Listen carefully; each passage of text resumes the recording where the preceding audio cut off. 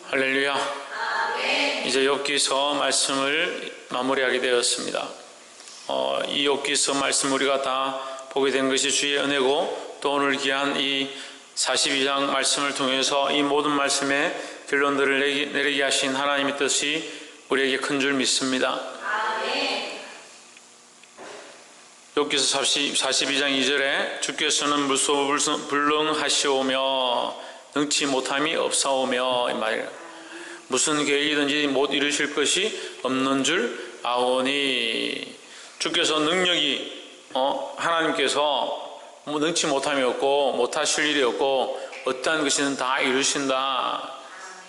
그래서 이 고백은 결국 욥이 하나님을 인정하는 것이 되지만, 이 속에 뭐가 숨어 있느냐면, 지금까지 자기가 옳다라고 했던 것을 이제 깨달았다, 내가 옳지 않음을 깨달았다라는 거죠.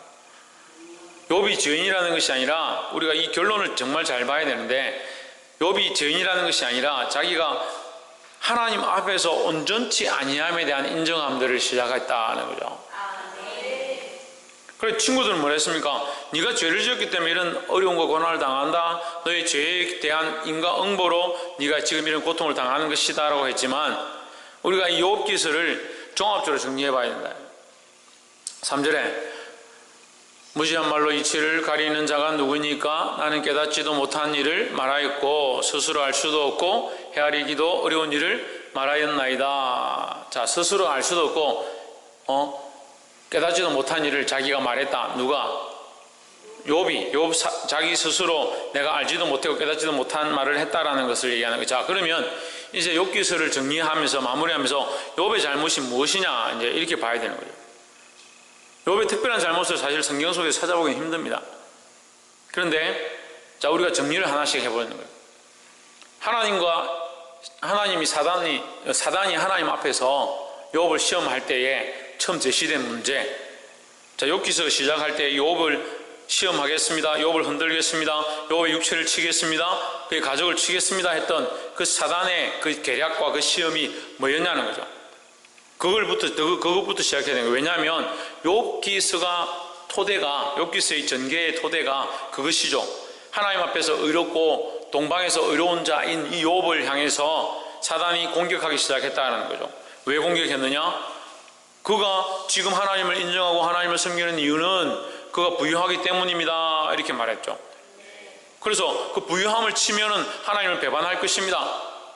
하나님께서, 그러면 우리는 이렇게 생각하죠. 왜 사단이 시험하게 내버려 두시느냐? 하나님의 관점에서 시작하는 거예요. 사실은 욥기서는 하나님의 관점에서 욥은 의롭다, 너희가 보았느냐? 동방에서 이렇게 의로운 자가 없느니라 하나님 먼저 말씀하시거든요. 그런데 사단이 시험하는 겁니다. 뭐라고 합니까? 그가 재물이 많아서 부유해서 하나님을 섬기는 것뿐입니다. 그것이 없으면 하나님 섬기지 않을 것입니다 하는 거죠. 사단은 넘어뜨리기 원하고 하나님은 존귀케 하길 원하시는 거죠. 그래서 사단이 넘어뜨리기 위한 방법들을 공격하는 거예요.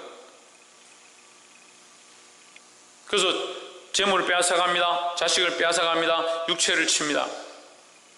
그 세 가지 시험을 다 했지만 욥은 끝까지 넘어지지 않고 하나님을 부인하지 않았죠.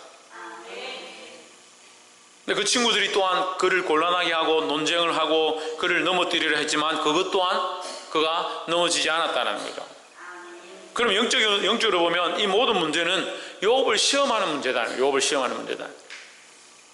그럼 욥은 넘어지지도 않았고 하나님 부인하지도 않았으니까 욥은 의로운데 왜 하나님 욥을 책망하시느냐? 하나님 알지 못하는 거죠. 그럼 뭐가 문제냐? 이치를 알지 못한다. 나는 깨닫지도 못한 일을 말하였고 스스로 알 수도 없고 헤아리기도 어려운 일을 말하였나이다. 알지 못하는 걸 말했다는 거예요. 여기서 우리가 조금 더 앞으로 가봅시다. 욥의 삶은 하나님 앞에 제물을 드리고 자식들을 위하여 하나님 앞에 번제를 드리는 그런 철저한 신앙의 모양들로 있었다라는 거죠. 그리고 성결하게 살았습니다. 믿음으로 살았습니다. 그렇죠?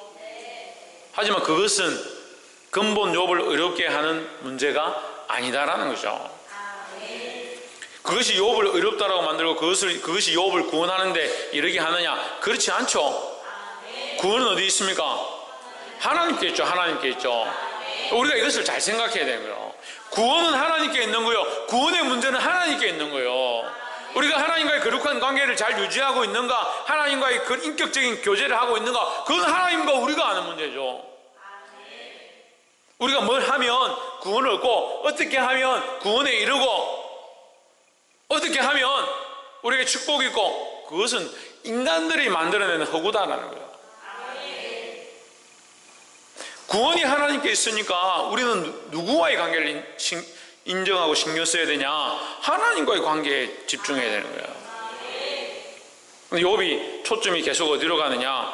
나는 의로운 삶을 살았다. 나는 재물을 하나님께 드렸고 번제를 했고 내가 나름대로 율법을 지키고 하나님의 규례를 따라 살았고, 이 얘기로 가는 거죠. 이것은요, 구약적인 모양이 아니라 신약적인 시대에도 똑같다는 거예요. 오늘날도 우리가 다 어떤 생각을 하느냐? 우리가 이렇게 살았다. 우리가 믿음으로 살았다. 우리가 충성했다. 우리가 헌신했다. 목사님, 내가 그만큼 헌신했고, 그만큼 기도했고, 그만큼 노력했고, 그만큼 수고했고. 그런데 왜 자꾸 나에게 뭐라 하십니까? 청년들하고 학생들을 얘기해보면요, 한 번씩 화를 확 내는데, 오늘 왜 그러냐? 그러면. 내가 뭘 잘못했다고 그럽니까? 내가 열심히 했는데, 내가 충성했는데, 내가 하라는 대로 다 했는데 왜 나에게 책망합니까? 그렇게 생각합니다.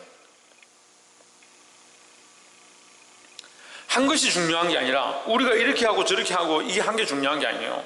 우리가 이렇게 하고 저렇게 하고 이렇게 하고 저렇게 하고 하면, 그럼 이렇게 저렇게만 하면 되죠. 그럼 구원은 없습니까? 그건 구원과 관계없는 문제예요.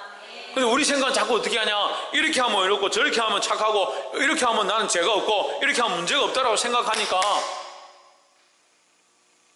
뭘 놓쳐버리는 거예요? 하나님과의 관계를 놓쳐버리는 거예요. 하나님과의 관계를. 이것도 잊어버리기 시작하는 거예요. 자기가 한 거, 나는 죄를 짓지 않았다. 나는 이런 형벌을 받을 만큼 하지 않았다. 차라리 내가 적신으로 돌아가서 하나님과 대면해서 만나서 얘기를 하고 싶다. 따지고 싶다. 내가 도대체 뭘 잘못했더냐? 내가 이렇게 하고 저렇게 하고 이것을 다 하고 진행했는데 왜 내가 무엇을 잘못했단 말이냐? 이렇게 하는 거예요. 끝까지 놓지 말아야 될 거, 하나님과의 관계.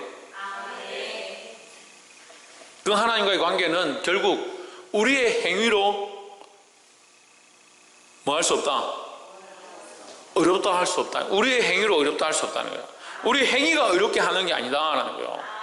옆에서 한번 보죠. 우리의 행위가 우리를 어렵게 하는 것이 아닙니다. 우리의 행위와 우리의 삶이 우리를 어렵게 하는 것이 아니다라는 거예요. 근데요, 우리가 이걸 아무리 가르치고 아무리 배워도요, 참 인간의 본성이 그래요. 본성이. 말씀도 해요. 행위를 강조하는 것 같죠? 생각도 행위를 강조하는 것 같죠? 그래서 결국 우리 삶은 행위 쪽으로 걸어가는 거예요. 뭘 해야 되고, 뭘 하면 어렵고, 뭘 하면 착하고, 뭘 했기 때문에 저 사람 마음에 안 들고, 어떤 말을 했기 때문에 저 사람은 딱 내 스타일이 아니고, 행위로 다 판단하고 결정하고.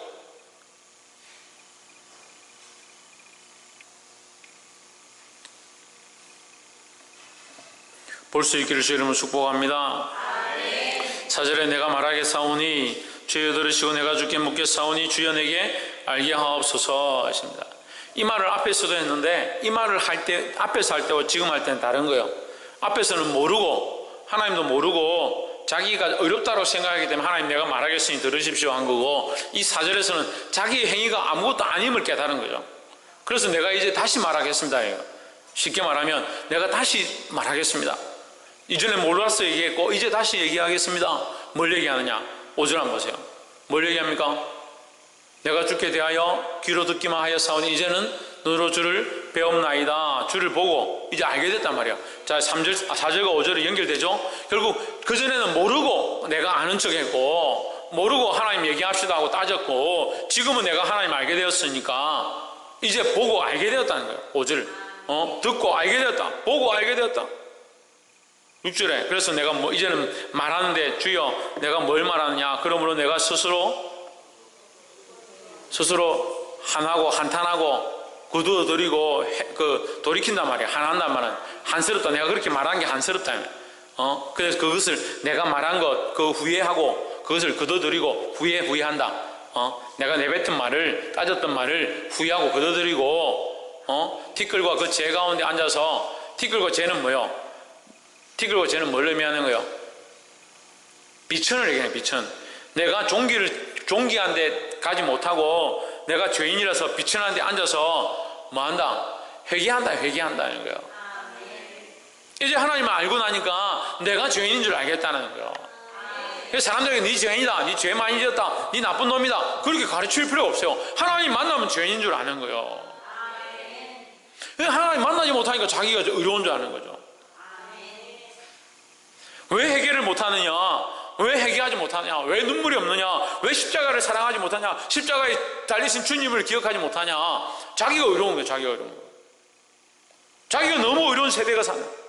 이 시대, 이 청년들이, 이 학생들이, 이것이 모인 사람들이 다 자기가 의로운 거예요. 자기가 의로운 거예요.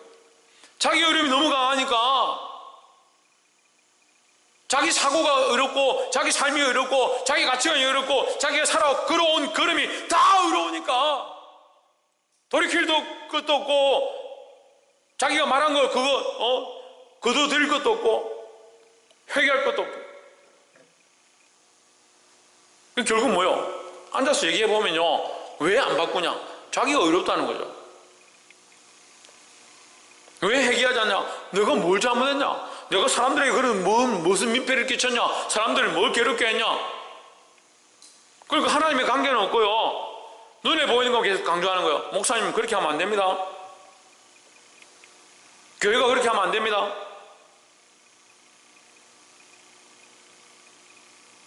집사 장로가 되고요, 좀 말씀 안 듣는 사람들이 다 그렇게 하는 거예요. 아, 이런 식으로 하면 안 돼요. 목사님 이거 이렇게 하면 사람들이 안 좋아해요. 그 사람들이 좋아하는 걸 할 것 같으면 왜 여기서 우리가 기도합니까? 예? 사람들이 좋아할 것 같으면 왜 여기 와서 기도해요? 사람들이 좋아하는 거 하세요. 가가지고. 예? 사람들 좋아하는 거 하시라고. 우리가 지금 사람들 좋아하는 거 하려고 여기 있는 거예요? 하나님 기뻐하시는 일을 하기 위해서 여기 있는 거잖아요.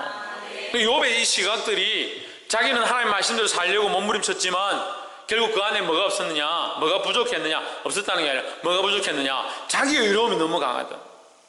자기가 나름대로 신앙생활을 잘 했던 그것이 너무 강했다는 거죠.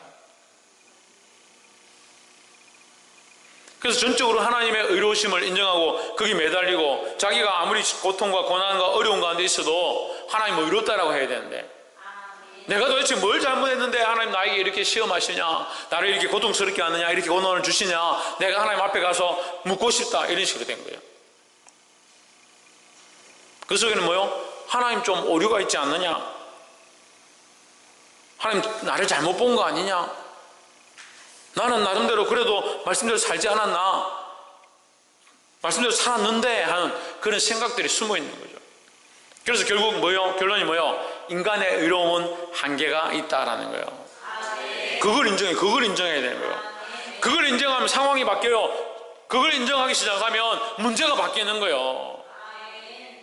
인간의 의로움, 인간의 행위와 인간의 최선을 다한 것들은 한계가 있다는 걸 알아야 되죠. 볼 수 있기를 주 이름으로 축복합니다. 그럼 아이들이 뭘 이렇게 하고 와서 뭐 이만큼 했는데 우리가 이만큼 했지 않습니까? 우리에게 이걸 주십시오. 참 때로는 좀 어이가 없기도 하고요, 경상도 말로 가짜기도 하고요. 내가 지금까지 저거한테 해준 게 어딘데, 나아가 키워가지고 길러주고 입혀주고 먹고 사는 게 어딘데 지가 이것 좀 했다고 너 왜 이거 안 해줍니까? 사실 그 따질 문제가 아니죠. 따질 문제가 아니죠. 근데 뒤에 걸 생각하는 거예요. 앞에 걸 생각하지 않는 거죠. 지나간 것도 생각하지 않는 거예요.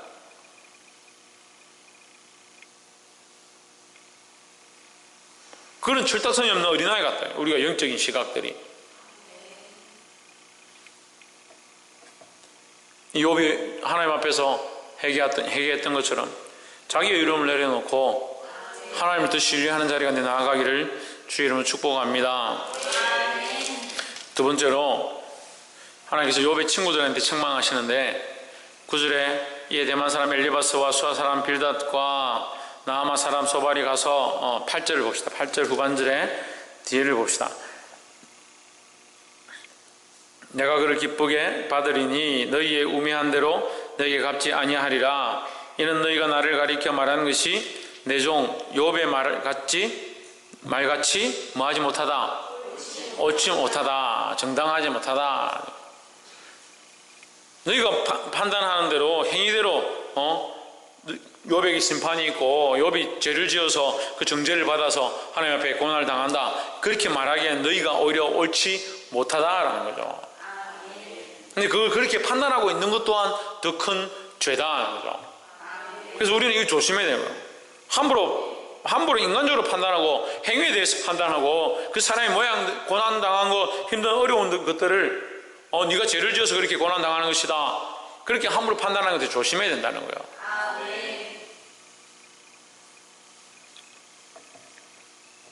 구절에 이에 대만 사람 엘리바스와 수아 사람 빌닷과 나아마 사람 소발이 가서 여호와께서 자기들이 명하신 대로 행하니라. 여호와께서 욥을 기쁘게 받으셨더라 했습니다. 여기서 중요한 말씀이 나오는데요. 가기는 이 세 친구들이 갔어요. 가서 드렸죠. 그런데 하나님께서 누구를 받으셨습니까? 욥을 기쁘게 받으셨습니다. 이게 뭐예요? 이게 무슨 모습이에요? 예수님의 모습이죠. 예수님의 모습이 어떻게 나타나는 거예요? 중보자의 모습으로 나타나는 거예요. 그래서 우리가 온전치 않고 우리가 정결하지 않고 완전하지 않다 하더라도 우리도 또한 주님을 알고 하나님을 아는 믿음 가운데 어떤 자리에 서야 되냐? 중보자의 자리에 서야 되는 거예요. 그 친구들을 위해서 중보하고, 가정을 위해서 중보하고, 추구한 자들을 위해서 중보하고, 중보하는 자리 가운데 서야 되는 거예요. 그래서 영혼들을 위하여, 생명들을 위하여, 잃어버린 자들을 위하여, 방황하고 있는 자들을 위하여, 믿음에서 떠난 자들을 위하여, 그들을 위하여 중보하는 자리에 서기를 힘써야 된다는 겁니다. 왜요? 하나님 우리를 기뻐하시니까. 10절에 욥이 그것들을 위하여 빌매 여호와께서 욥의 공경을 돌이키시고 욥에게 그 전 소유보다 갑절이나 주신지라 했습니다. 그래서 10절을 보면요, 참 재미난 표현이 있는데, 기도하기에는 친구들을 위해서 기도한 자는 누구냐? 욥이죠. 욥은 친구들을 위해서 중보했는데 축복은 누구에게 주셨냐? 욥에게 주신 거죠. 그래서 중보자의 받을 복을 하나님께서 가르쳐 주시는 거예요.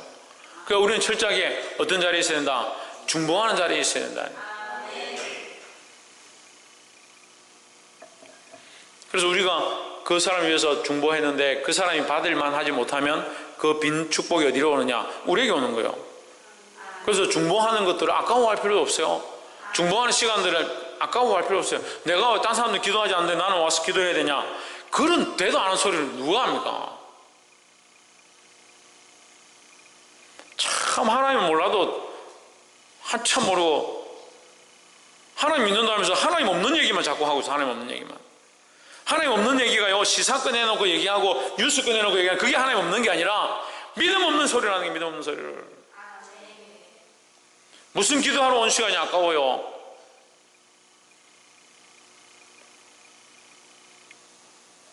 기도하는 시간이 아깝고 하나님 앞에 나오는 시간이 아깝고 주를 위해 사는 시간이 아깝고, 그럼 하나님 없는 거지. 그걸 무슨 하나님 있는 신앙이라. 그게 반드시 우리의 기도는 땅에 떨어지지 아니하고 열매를 맺을 줄 믿습니다. 그래서 중보하는 것들도 그냥 그 사람들을 위해서 중보하고 영혼들을 위해서 중보했기 때문에 우리와는 관계없다, 천만의 말씀. 반드시 열매로 나타난다는 거예요. 볼 수 있기를 주의 이름으로 축복합니다. 마지막 세 번째로 12절에 여호와께서 욥의 모년에 복을 주사 처음 복보다 더하게 하시니 그가 양 1만 4천과 약대 6천과 소 1천 짜리와 암나기 1천을 두었고, 1천결이와 암나기 1천을 두었고, 또 13절에 또 아들 7과 딸 3을 낳았으며, 14절 그가 첫째 딸은 여미마라 이름하였고 둘째 딸은 그시아라 이름하였고 셋째 딸은 게렌합복이라 이름하였으니, 15절 전국 중에 모든 땅에서 욥의 딸처럼 아름다운 여자가 없었더라. 그들의 아버지가 그들에게 그들의 오라비처럼 기업을 주었더라 했습니다. 할렐루야. 이게 지금 12절부터 16절까지 이것도 굉장히 중요한 말씀인데요. 욥기서 이 마감은요, 욥을 통한 하나님 나라를 보여주시는 거예요. 12절에서 욥에게, 다시 12절 봅시다. 여호와께서 욥의 말년에 욥에게 처음보다 더 복을 주시니 했습니다. 그러니까 복은 어떻게 된다? 처음보다 더 하여 주신다라는 거죠. 우리가 이 땅에서 가난하게 살고 힘들게 살고 어렵게 살고 고난당하게 살고 믿음으로 살아가지만 결국 하나님 나라에 가서 복을 어떻게 한다? 더하여 주신다. 더 복을 주신다. 이게 믿음의 사람들, 하나님의 백성들이 받을 복이다라는 거죠. 그래서 욥에게 이 모양을 보여주는 거예요. 우리에게 소를 더 주시고 양을 더 준다 이 말이 아니라 욥에게 주었던 이 축복처럼 욥이 처음에 받았던 그 복보다 그가 그 말년에 받았던 복이 갑절이나 더 컸던 것처럼 우리도 또한 이 땅에서 받는 복보다 이 땅에서 받는 것들이 우리가 적을수록 하나님 나라에서 받을 복이 더 많은 줄 믿습니다. 그게 이 한 모양이고, 또 한 가지는 13절에 나오죠. 13절, 또 아들 7과 딸 3을 두었으며 했습니다. 아들 7과 딸 3은 처음에 욥이 받았던 것과 똑같은 거예요. 처음에 욥이 받았던 것과 똑같은 거예요. 이게 뭘 의미하냐면요, 우리가 구원의 문제에 있어서 하나님께서 우리에게 주실 복들은 갑절이나 30배, 60배, 100배의 열매로 주신다고 했습니다. 그렇죠? 그런데 자식이 이 땅에서 내가 복음으로, 박승리,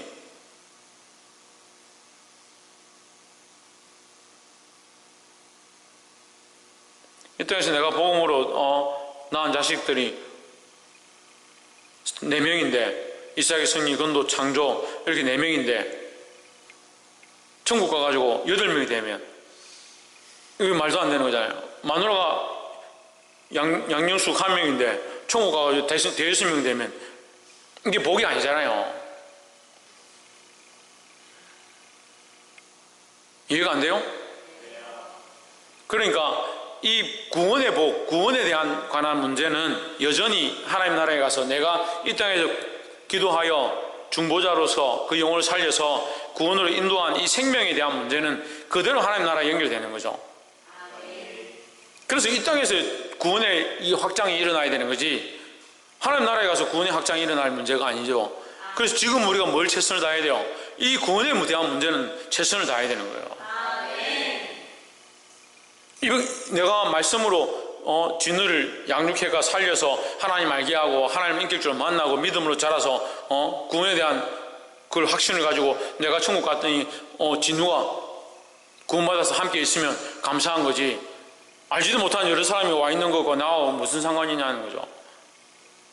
그러니까 구원에 대한, 이 생명의 구원에 대한 문제는 여전히 여기서 구원받은 자가 하나님 나라에 여전히 있게 될 것은 똑같은 거라는 거죠. 그렇지만 우리에게 주어지는 이 기업의 축복은 하나님께서 더 하여 주신다, 하늘의 상급들로 더 채워주신다라는 거예요. 이 하나님 나라의 원리를 알아야 되는 거예요. 이것을 이제 회복의 은혜라 하는데, 회복의 은혜, 이 부활신앙이죠. 부활신앙을 가지고 있는데 자식들이 많아지고 마누라가 많아지고, 그건 이슬람적인 가치관이다. 이슬람은 여자들이 많아지고 자식들이 번성하고 그것에 대한 축복의 개념들을 가지는 거예요. 그런데 욥에게 자식들은 그저 처음에 때와 마지막에 다시 하나님 주신 축복과 똑같다. 그게 천국을 표상하는 거죠.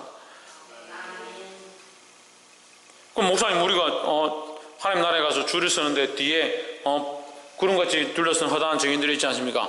그 얘기를 하는 그것과 다른 의미예요. 그건 내가 전도해서 내가 진우를 살려가지고 복음으로 나왔더니 진우가 믿음이 자라서 친구들 전도하고 그 친구들이 또 나가서 복음을 전하고 그들이 또 나가서 복음을 전하고, 그것은 복음의 확장이고 내게 주신 이 소유에 대한 문제, 내게 주신 생명에 대한 문제, 내가 낳은 자식, 내가 가르친 영혼, 그 하나님 나라 그대로 있는 게, 그 사람이 그대로 가는 게 맞죠. 내가 진우의 말씀을 가르쳤는데 하나님 나라 가니까 진우 1이 있고 진우 2가 있고 진우 3가 있다. 그럼 이거 누가 진우고? 그렇지 않다는 거죠.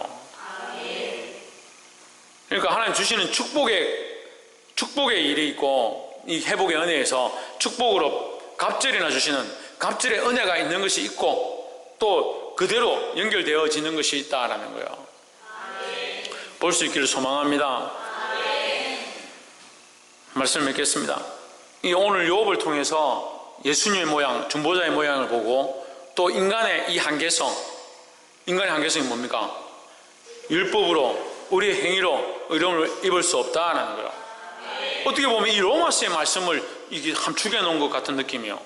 로마서의 말씀이 함축되어서 율법과 자기의 행위로 자기가 나름대로 의롭게 살았고 하나님 보시기에 선하다 하더라도 그 선함과 자기 나름대로 의롭게 살아간 것으로 온전해질 수 없다라는 거죠. 그렇기 때문에 우리가 의롭느냐? 그렇지 않다는 거죠. 우리의 참 의로움은 뭐냐? 하나님과의 관계라는 거죠. 또 뭡니까? 중보자가 있어야 돼요. 우리의 이 온전치 않음 때문에 누가 있어야 되냐? 중보하는 자, 하나님 앞에서 우리를 위하여 중보자가 있어야 된다는 거예요. 그게 누굽니까? 예수 그리스도고, 우리는 세상에 대하여 그리스도의 이름으로 중보자의 자리에 서 나가야 된다는 거예요. 마지막 세 번째로 회복의 은혜가 있다는, 회복의 은혜가. 우리가 믿음으로 살고 주님과의 관계를 회복하면 하나님 나라에서 우리에게 주실 회복의 은혜가 반드시 있다는 거예요. 그 상급으로, 하나님 나라의 유업으로 우리에게 갑절이나 30배, 60배, 100배의 복을 주실 줄 믿습니다. 또한 가족은 어때요? 이 생명에 대한 문제는 그대로 연결되어진다라는 거예요. 그리고 내가 이 사람에 대해서 얘기했는데, 저도 마찬가지죠. 제가 구원을 얻었는데 천국 가니까 제가 완 있고 제가 투 있고, 박한준 목사 완, 박한준 청년 완,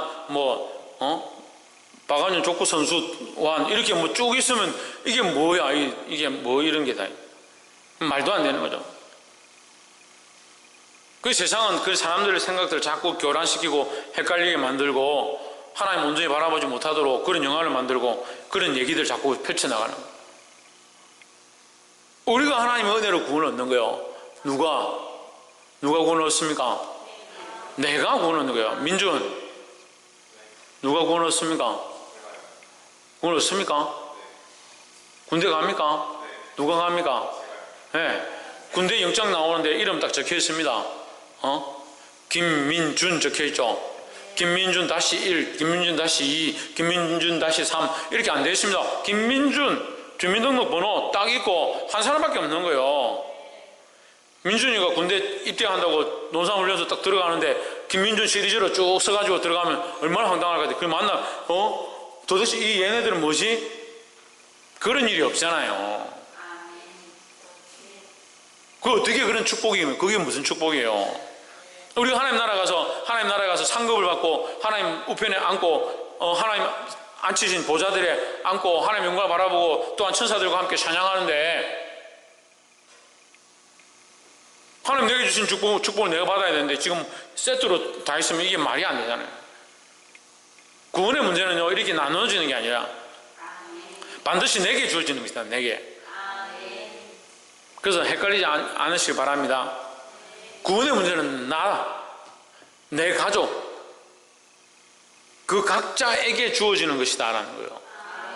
또한 그 구원의 문제에 하나님 주신 유업은 갑절이나 30배나 60배나 100배나 얼마든지 더하여 주실 수 있다라는 거예요. 복이 되기를 주의 이름으로 축복합니다. 기도하겠습니다.